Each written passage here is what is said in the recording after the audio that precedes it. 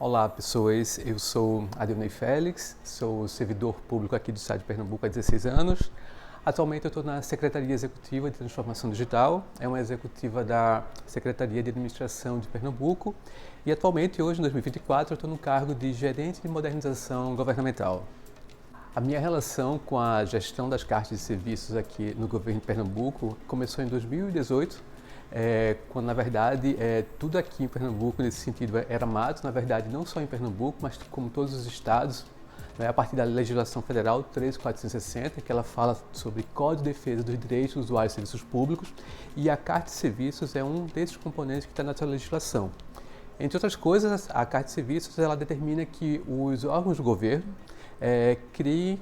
disponibilizem os serviços que eles dispõem para o cidadão.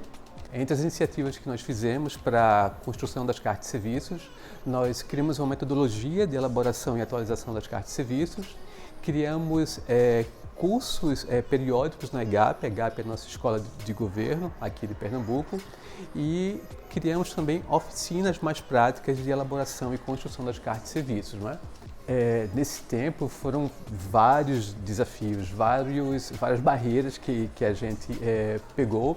Vou citar dois aqui. Eles são muito dinâmicos, não é? A dinâmica de mudança de serviços é muito grande. Então isso exige da gente, da gestão das cartas de serviço, um esforço de estar atualizando constantemente os serviços e estar colocando esses novos conceitos para as pessoas que estão chegando no governo que não conhecem dessa iniciativa.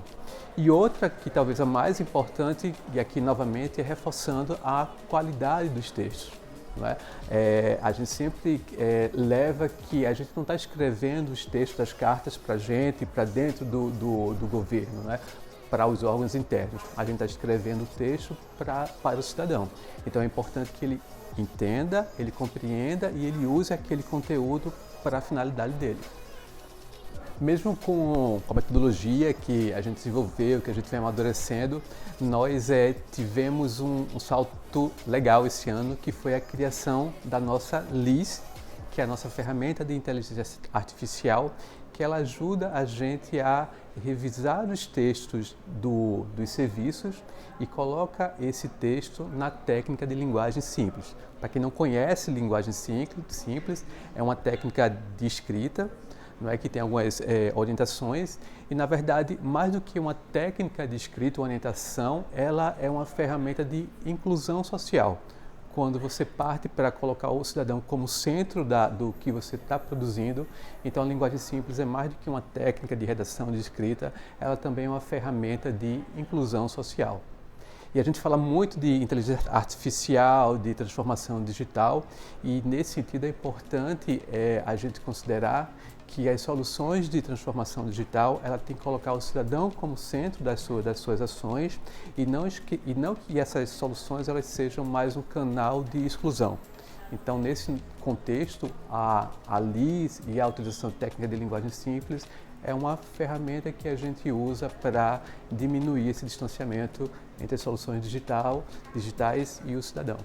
Falando em resultados que a gente quer obter com a LIS, a gente volta novamente para a técnica de linguagem simples. A gente quer que o cidadão ele encontre rapidamente o serviço público que ele está procurando, que ele entenda aquilo que encontrou dentro do texto e ele possa usar aquela informação para a finalidade dele. Esse é o nosso foco. Falando sobre resultados que nós obtivemos com a LIS, eu vou falar dos resultados em duas partes. Uma falando do nosso processo interno e também para o cidadão. Com relação ao nosso processo interno, para vocês terem uma ideia, uma revisão de um serviço a gente levava em média 30 minutos. Com a LIS, nós fazemos isso em 3 segundos. Não é? Então, com isso, nós conseguimos revisar 300 serviços, na verdade, mais de 300 serviços em uma semana. E isso em uma semana, considerando a revisão da LIS, também com a etapa também de uma revisão humana. Isso interno. Pensando no cidadão e com os serviços publicados no novo portal, a gente começou a comparar a avaliação do conteúdo que o cidadão tinha antes da LIS, de como ele avaliava o conteúdo, se ele gostava, se ele estava achando fácil, se ele estava encontrando fácil o que ele queria, A gente avaliou antes e depois da LIS.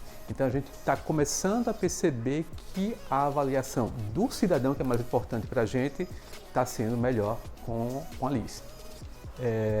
Com todo esse trabalho, benefício e agilidade que a ferramenta nos possibilita, a gente brinca aqui, né? Agora a gente pode tomar água de coco na praia porque as coisas estão rodando.